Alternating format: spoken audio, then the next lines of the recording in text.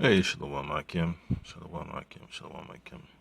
Bashim Avshai, Bashim Kakadash, Akatam, double honors and salutations to the elders and apostles of Group Stone, to the Akim Akbar, to the four corners of the earth, holding on in sincerity and in truth to the gospel Lord of Mashiach Yahushua in these days and time. Shalom, Shalom, Shalom. This brother Menashe with the DC camp. Yeah, you just have to learn to cope with this cold weather. It's very necessary. You build up your mental fortress to deal with this cold, man. You could lose your train of thought.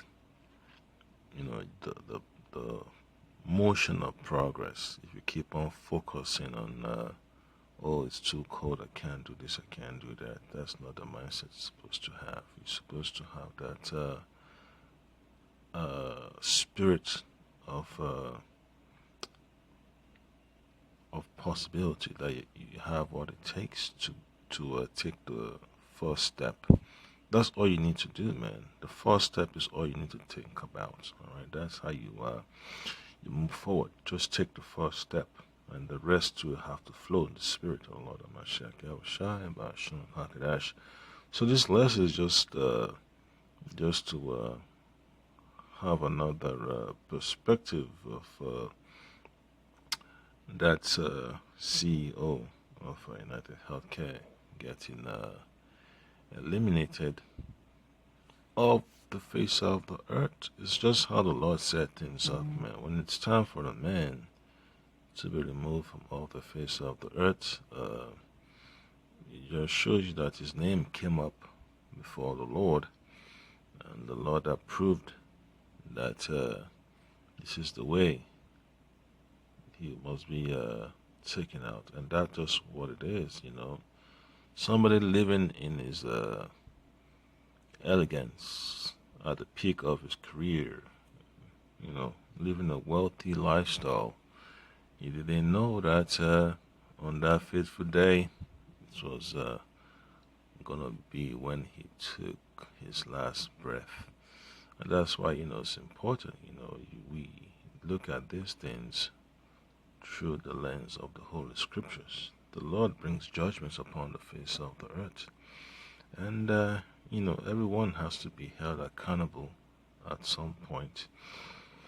That's just the way the Lord has set up his universe, man. There has to be an accounting of events that had taken place. So when you read from the book of Deuteronomy, chapter 32, verse 43, it says, "Rejoice, O ye nations, with his people, for he will avenge the blood of his servants, and will render vengeance to his adversaries." So that's just what you call the Lord introducing payback. The Lord has to hold his adversaries accountable. The Lord has to hold his enemies accountable for their wicked deeds.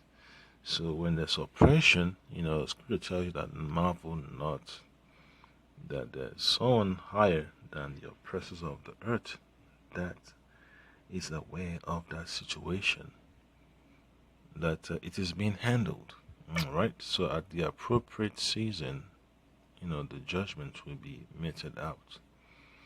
All right. And will render vengeance to his adversaries, and will be merciful unto his land and unto his people. So that just shows you that the Lord is not all about destruction. It's all about he has the spirit to destroy and the spirit to save. That's why the Lord Mashiach Yahushua is coming back, to redeem his people and to condemn his enemies. So you have to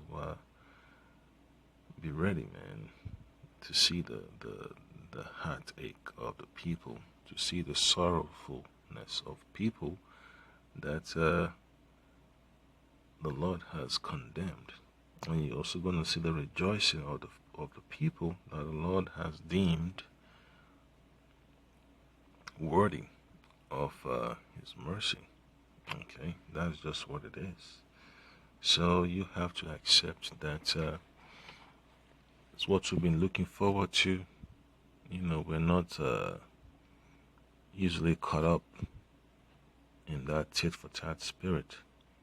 We are caught up in the judgments of the Lord. Now the Lord returns the world to its proper balance, its proper vibration, its proper course, okay, of righteousness. Is what we're looking forward to. All right. So the book of Psalms, chapter 14, and verse 7, what says this: "Oh, that the salvation of Israel will come out of Zion, when the Lord Yahweh bringeth back the captivity of his people. Jacob shall rejoice, and Israel shall be glad." So we're looking forward to our redemption, being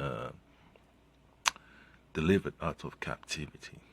We're serving our enemies across the four corners of the earth. We're under the system of the beast.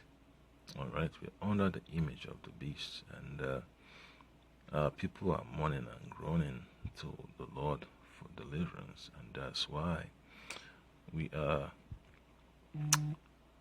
expecting that salvation, anytime soon. So it's very, very important, man, that you continue to hold on to hope in the Lord Mashiach Yahushua. So that's that for the book of Psalms, chapter 14 and 7. Okay. Now we go to the book of Second Ezra,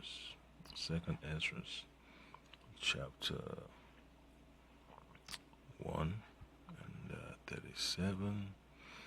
Here's what it says: "I take to witness the grace of the people to come, whose little ones rejoice in gladness, and though they have not seen me with bodily eyes, yet in spirit they believe the thing that I say." So this is the mindset we ought to have, to believe on the words of the prophets, of days of old. The prophets that prophesy of our redemption, of our pardoning of the Lord, of our correction and righteousness. All right? That's what we are looking forward to, man. So it's beautiful, man, that we cultivate that spirit of faith, and we're able to hold on to it, man, because whatever you're able to hold on to is what you're going to be found with. Just like, when we read Matthew chapter 24, that blessed is the servant who his Lord finds so doing when he cometh. That's exactly, the vibration is supposed to be under, all right? To be occupied in your obligations of this ministry. So we go for the book of Tobit. All right, the book of Tobit. Let's see. Now, chapter 14 and verse 7.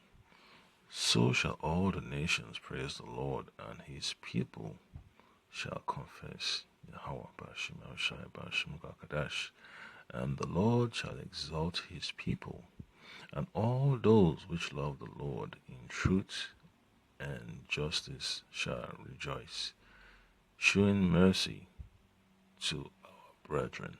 So this is what we all have, to look forward to, man. That you do not be ashamed of the Lord in your low estate just because you want to eat of the dainties of the wicked. You have to understand that the things of this world are temporal. It becomes irrelevant after a certain stage. Once you grow in the spirit, you realize that you cannot be tied down, to the trinkets of this world, the corruptible riches.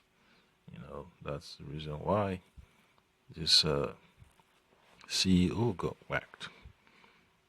He got tangled up in the corruptible riches of this world.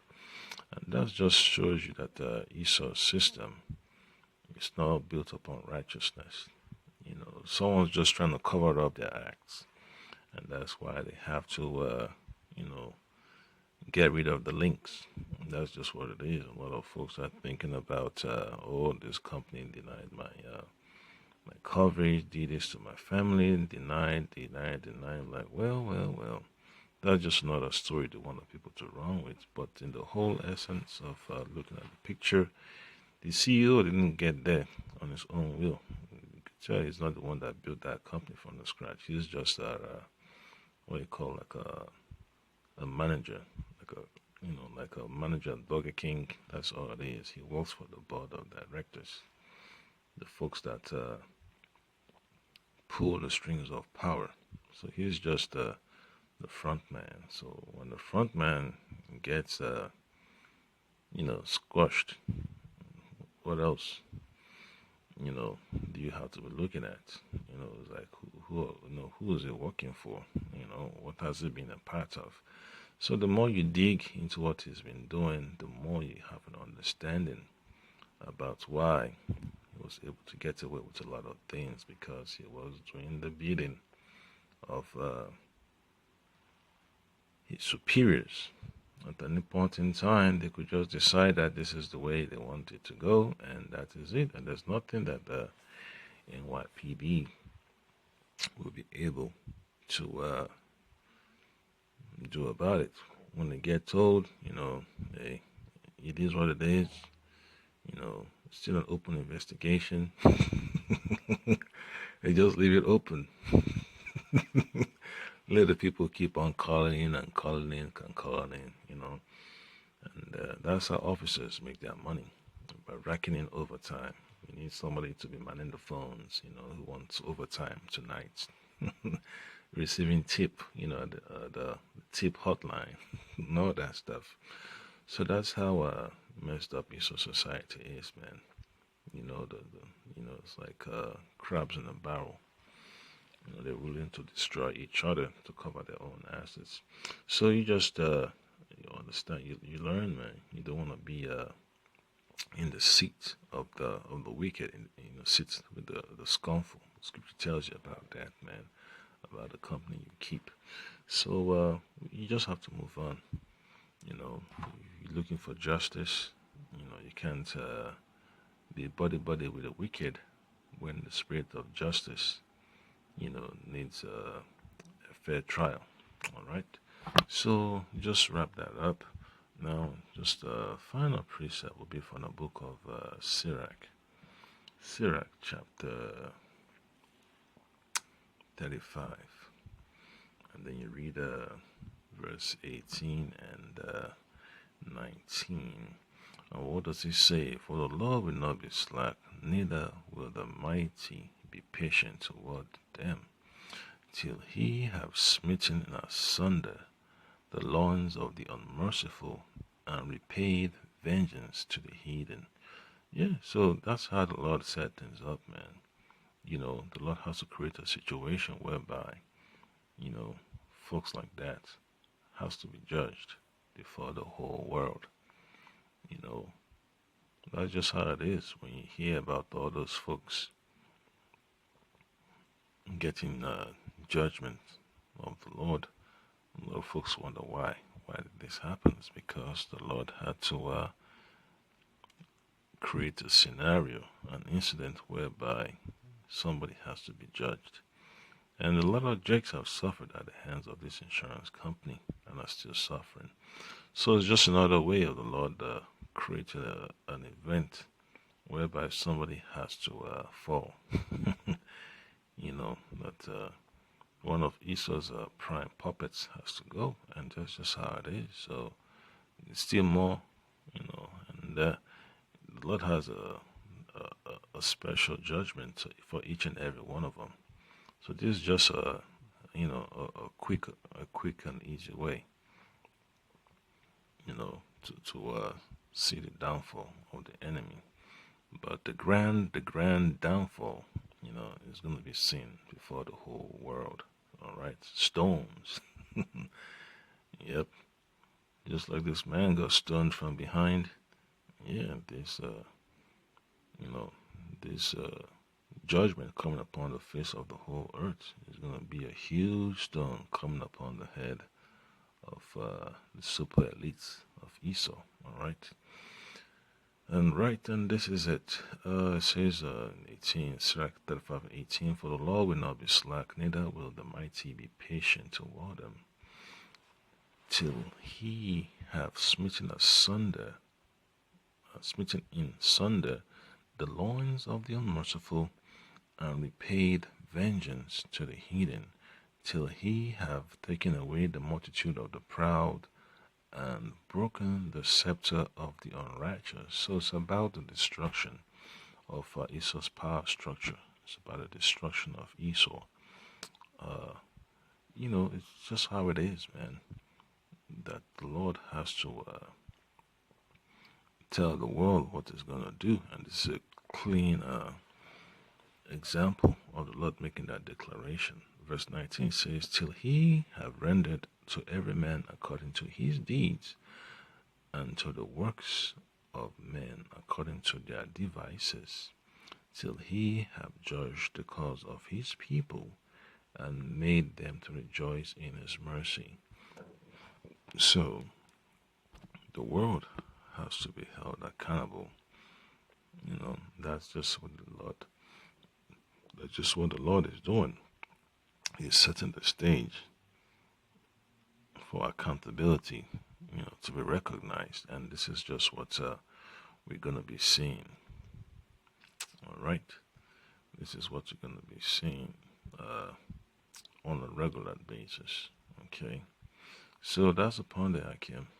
We almost out of here. You just got to trust in the Lord. How about Shema Shah, Shema Kakadash?